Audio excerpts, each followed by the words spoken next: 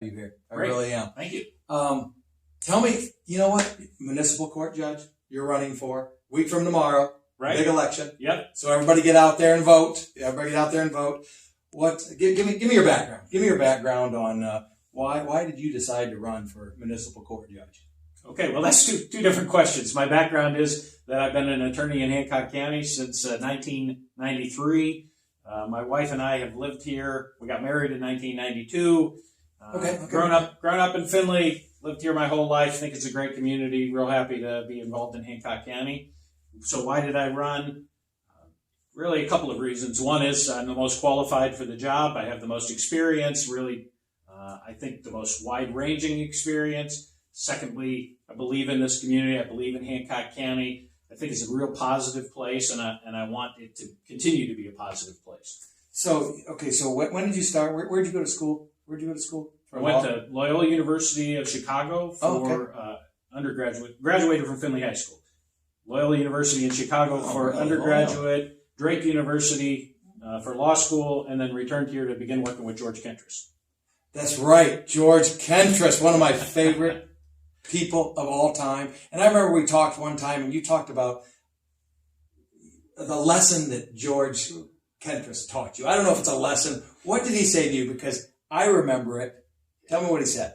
Well, George said a lot of things. He was a great guy. Couldn't say enough positive things about George, and a great businessman on top of it. But the one thing he told me right after I started practicing, he said, there's no job here that's too big or too small for everybody that's employed in this office. And if that means the toilets need cleaning, then you clean the toilets. And that always stuck with me because I really think it's the way you treat people and the way that you view the value of people really becomes important. So I'm not better than anybody else. I'm not worse than anybody else. I'm a positive guy, and I like to treat life that way too. Yeah, I mean, I bet he was cleaning some toilets. If there was a dirty toilet, I bet George cleaned that toilet, you know?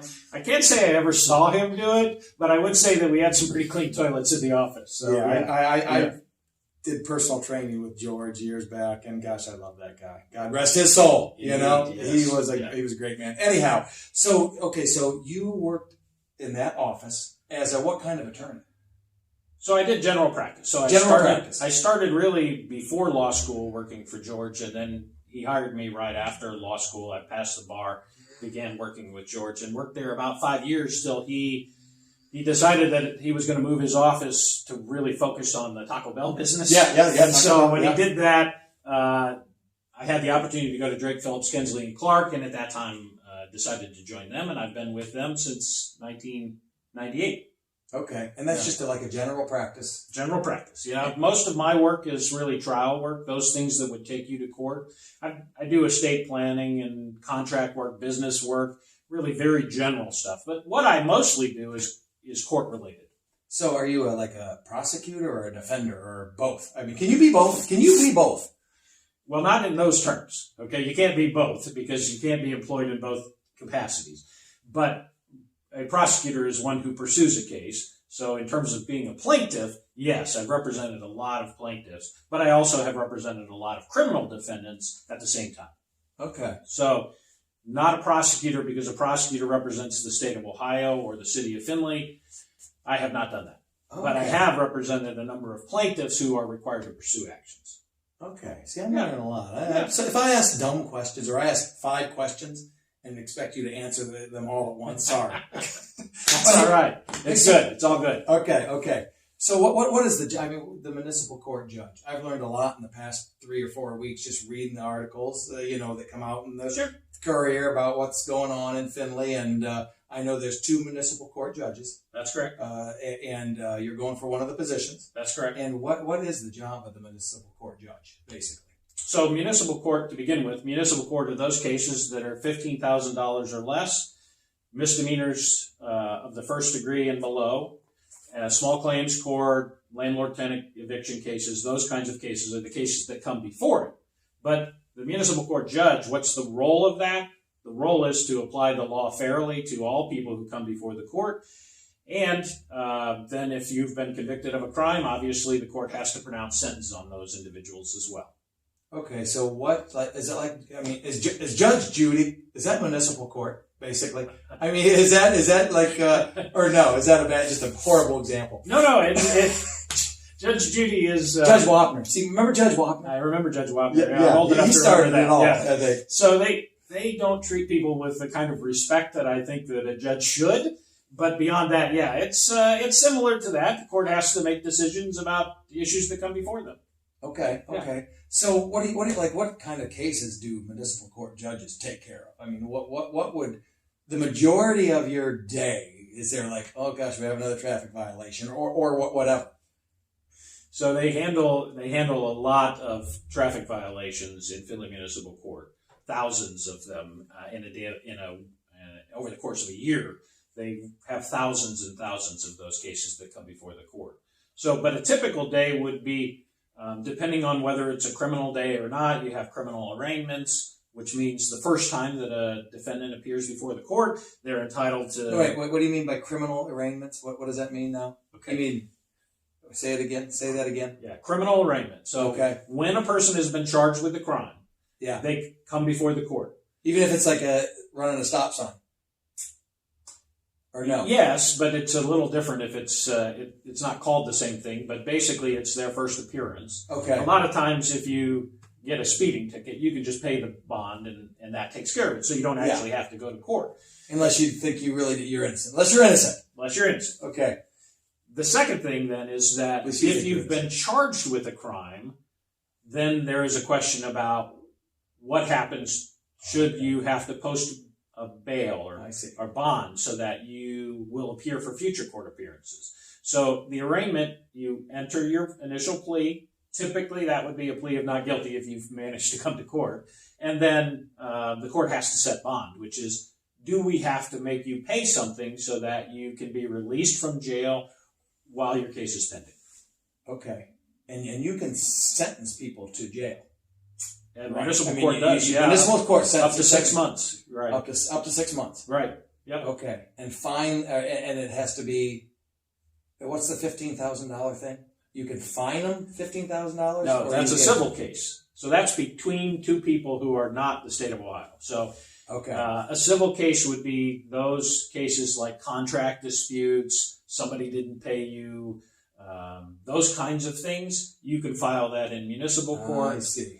Somebody does a bad job at your house, and you can sue the contractor and say, well, they didn't do a good job, and they owe me money. Or the contractor could say, well, I did work at Jim's house and he didn't pay me. I need to be paid. So that's an opportunity as well. That's a civil suit.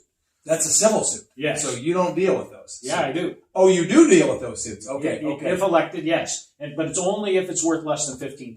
I got you. Okay. Yeah. Okay. So if it's over $15,000, where does it go? Common Pleas Court. Common Pleas. Yes. Okay. And who's the Common Pleas Court? Is that Judge Routson? Routson. Okay, I knew that. I knew that because nobody doesn't watch. And Jonathan Starr. Yes. Okay. Yeah. Okay. Two Common Pleas Court judges. I'm a gen. I teach people how to do push-ups and get lower on your squats. We all have skills. I'm learning. Yeah, we all have skills. Yeah. Okay. So speeding ticket. I didn't do it. I rolled up to a stop sign. I knew I stopped. I'm like, you know what? I know this is probably going to cost me more money to go to court, or maybe not. Would it cost me more money if I said, I didn't do it, I'm going to go take this thing to court? And if I went to court and said, hey, Judge Brown, I did not, and I'd be dressed up really nice because I want to impress you, right? And I'd say, I stopped. I'm sure of it. I mean, how do you come up, what do you do there? What do you do there? That's a good question. So a judicial candidate isn't allowed to tell a person how they would decide a particular case. But that kind of scenario, the state of Ohio has to prove beyond a reasonable doubt that you committed an offense. So in this case, the state of Ohio would have to prove that you failed to stop at that stop sign. So it would really be an issue of what other facts and circumstances can the state present, can you present, that says, I did stop at that stop sign. So your son's riding in the car with you, and you go to stop at the stop sign, and you spill his drink all over him, and you say, well, I know I stopped at the stop sign because I looked over, and there he is. He's got the drink all over him. I spilled it all over him, and I looked over, and we talked for a minute while I apologized to him for stopping so abruptly, and then we went on our way. Well, that's pretty good evidence that you did stop at the stop sign. Yeah, okay. So it really depends on the facts and circumstances of each individual case. So you you just have to make that judgment. Being a judge, That's you what have the to judge make does. that judgment. Yep. But again, you have to stick with the law, right? Exactly right. Yep. And is there certain guidelines that you had to like study to become a municipal court judge, or is that just with becoming a lawyer and all that stuff? Or is there a book? Is there a municipal court booklet that says, hey, these are the rules you have to follow? There are laws related to municipal court Okay. that you do have to follow. Yeah. But it's really about those kinds of crimes and those kinds of things. But in 28 years of practice, I've appeared in probably thousands of municipal court cases in jurisdictions around Northwest Ohio. And so I have a lot of that experience. You have a lot of experience with that. Of being in that courtroom or various courtrooms. And I've seen judges that do a really good job of running courtrooms, and I've seen judges that I think fall a little short. And that experience really is what I can bring to the court that will play well moving forward. Mm-hmm. Yeah. So when you see a judge and you think, oh man, well, I would not do it that way. That's just not right, or that's falling short. What would that be? Can you say that? Like what would that judge do that you'd be like, oh man, he just threw the book at that dude and he was only going 10 miles over the. I don't know. You know what I'm saying? Is that a fair question? I will tell you, I think the bottom line, if we had to boil it all down and say, how do we condense this into one real answer to that question is, I think judges have to treat people with respect. Okay? There is a rule of law in the United States. There is a rule of law in Ohio, and there's a rule of law in the city of Findlay that says these are the laws. Okay? Right. But it doesn't say you have to treat people with respect. Okay? So on the one hand, we have to follow the rule of law. The other hand is you have to treat people with respect. And there are those people who come before the court who don't treat the court with respect. But I still think that a judge has the obligation to treat people with respect. There are judges around Ohio who don't do that. Many times they're disciplined as a result of that because I don't like to talk bad about judges. I don't like to talk bad about anyone. I don't think you're talking bad about them. But they don't treat people with the kind of respect that I think humans deserve and that people deserve. People make poor decisions. That doesn't mean that they're bad people. And I think they're entitled to respect as humans. And so because of that, I think a judge has got to be very positive and proactive. Does that mean that, everybody who comes in and you say, I did it, but I want to get off because I'm a nice guy? Obviously, the law says that there are certain sentencing guidelines. You have to sentence within these guidelines. That's true. Okay? And that should happen. And there are those people who never learn a lesson. They don't go out and do community service and make the community better and then come back and learn the lesson. Those people have to be dealt with differently than the guy who just rolled his stop sign and made a mistake. Right. It's still a crime, still needs to be dealt with, still needs to be punished, still needs to be sentenced so it's not repeated. I mean, really what we're trying to do in sentencing in a crime is we want to not have those people come back. Okay? Mm-hmm. We want this to be a positive community.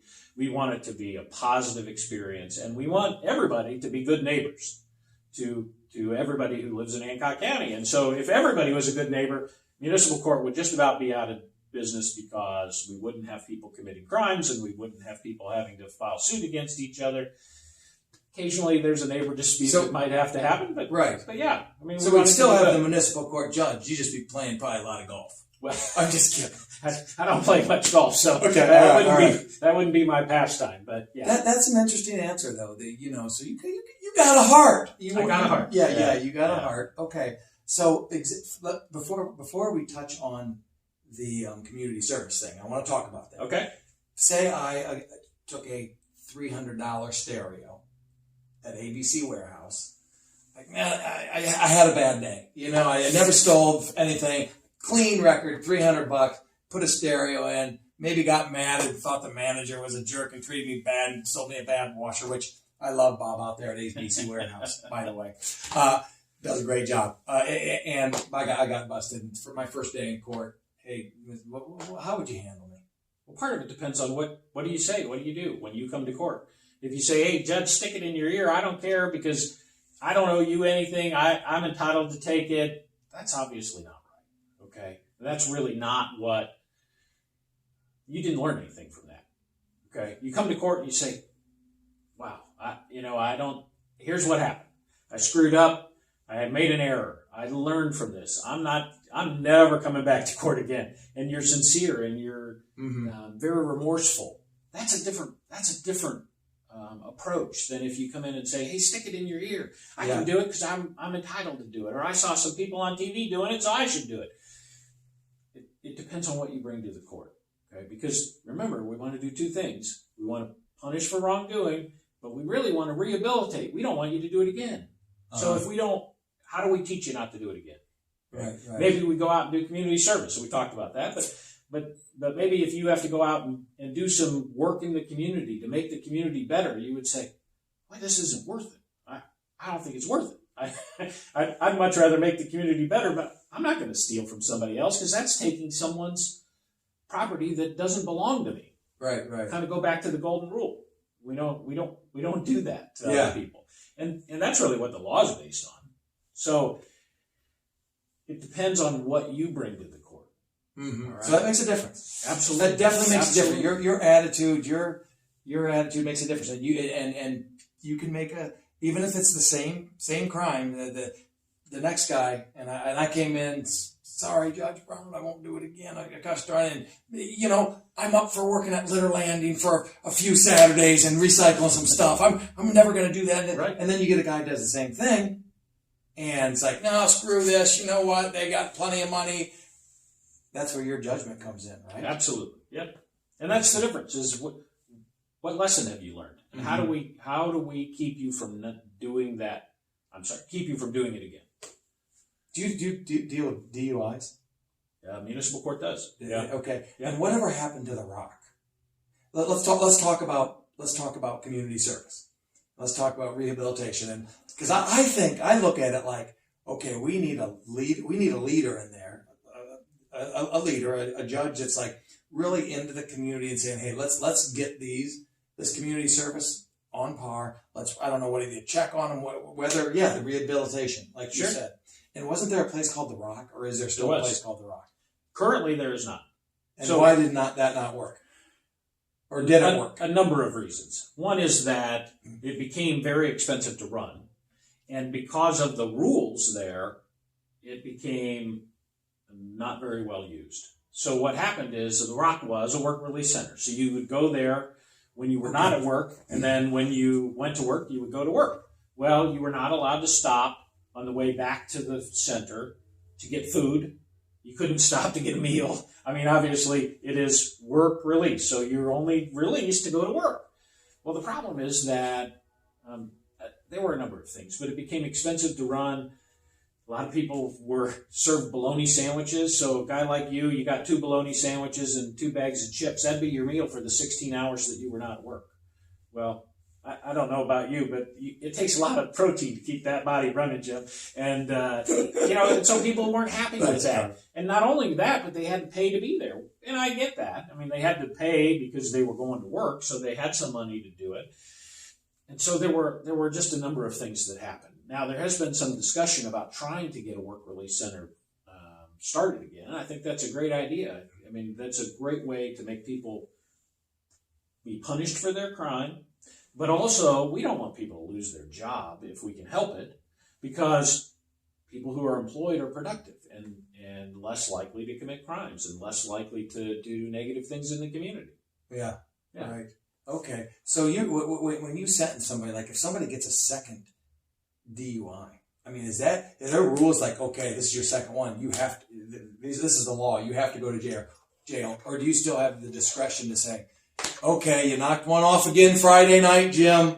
I know that you just probably weren't thinking right. I want you to still teach classes at XT Fitness, get people in shape. I'm not going to send you to jail and fine you. I mean, or is that discretion, your discretion, or is that some extent? But there are sentencing guidelines. So a second offense DUI has certain minimum requirements that you have to be sentenced to, because the state legislature said you get convicted of a second OVI in Ohio within a certain time period, and you have to face these minimum sentences. But they go from minimum sentence to a maximum sentence, and obviously that could be a fairly lengthy license suspension. You can spend 6 months in jail, $1,000 fine. I mean, there are those high-end penalties, and there are those minimum sentences that also have to be met. And then the judge's discretion is everywhere in between.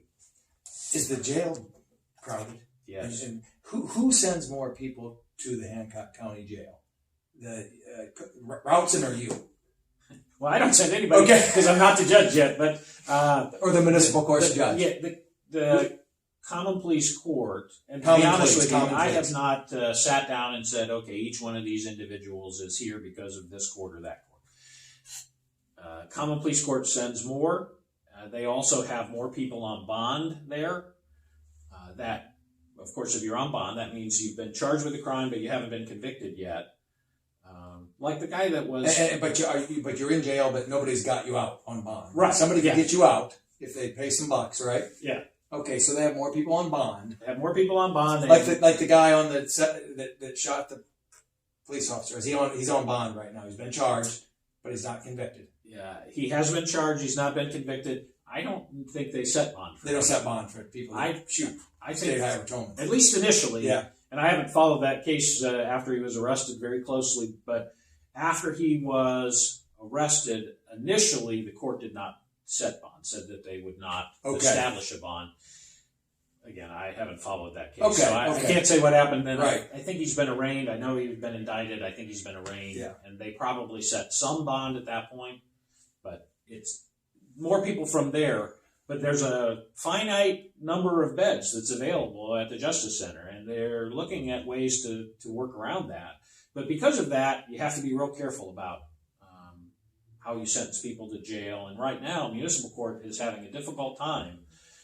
For those people who need to go to jail, it's having a difficult time getting their space there because they're that full. They're just that full. Now, there are those people from municipal court who are going to jail. So this is not get out of jail free card. Okay. It's not saying you don't go to jail if you commit a crime. Right, yeah. So what you're saying is this is the time to commit, this is the time to run a stop sign. No. You're probably going to jail. I'm not saying that at all. It's not time to commit a crime. It's never time to commit a crime. But the jail is a problem. It is full and it is expensive, and as a result of that, it's something that judges, I think, need to be mindful of.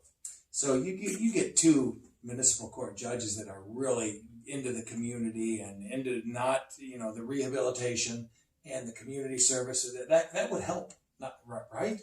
Or no? Maybe it would.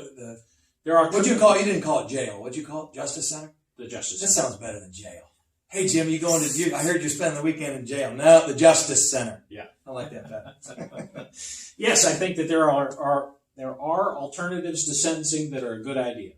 Okay. Now, there are those people, don't get me wrong, who they have to go to jail. They have to go to the Justice Center. They need to spend time.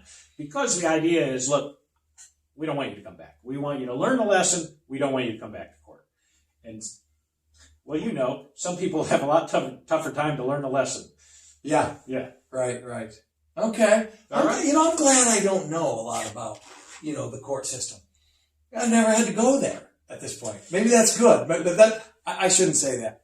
I'm learning so much more about, again, common pleas. Sure. What other court is there in Findlay? Is that it? Common pleas and municipal? We also have a probate juvenile court.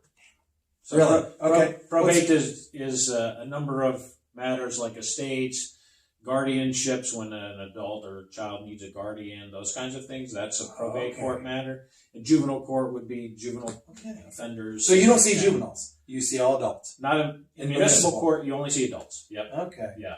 Interesting. All right, Garth. Wow. What else? You want to add anything else before we wrap this thing up? Because I'm going to put I'll put this up today. Great. And again, next Tuesday, a week from tomorrow. Okay. Well, what I would like to add, Jim, is that I am the most qualified candidate for this position. I've lived in this community. I believe in this community. I want it to be positive, and I want it to be positive for the residents. I've heard some things that are negative recently that really concern me, and I'm not going to run a campaign that way. You know me. You've known me a long time, Jim. I'm a positive kind of guy. I like to look at things positively. I'm not going to say negative things about the other candidate. I wish that that were true across the board, but it's not. And people say, well, it's politics, so we can say negative things because it's politics. I don't like that answer. Okay, we don't have to say negative things about each other. I don't have to say something negative to talk with you. Right. I can talk with you. So I'm a positive person. I like to be positive. I like that, Garth. Yeah, you don't. Negativity is no good. You know, Agreed. no matter what the candidate is, there's no reason for that. That candidate, you're a father, you're a family person. You know, unless somebody can, I always look at it this way. Just for example, the whole, that whole Biden thing where, F you, Biden. Did you know that? Do you know that whole thing? She was getting interviewed. Some guy was getting interviewed, and it was like, "Let's go, Brandon." Do you know that thing? I did see the news about that. Anyhow, yeah. Unless you're going to go up and say, if Biden or Trump is sitting at a dinner table with their family, unless you're going to go up there and you can go right up to the table and say something negative about you, but you never probably would. Don't join in with the fodder and all this stuff and be negative. So I don't know the point I'm trying to make, but I liked your answer. You're a positive guy. I appreciate you coming here and doing this interview because I think everybody's going to watch these. Stephanie Bishop, I had her in here earlier, and I'm going to put both videos up, and people can make a decision and go out and vote on a week from Tuesday. Great. What date is that? What date is that? November 2nd. November. I should know that. 2 things. One. Yeah. ElectGarthBrown.com to see more about me. It gives you an opportunity to do that, and I do appreciate your vote. Would appreciate your support on November 2nd. Okay. Thank you. Thank you, sir. You bet. Appreciate it. All right. All right. Thanks, Garth. All right.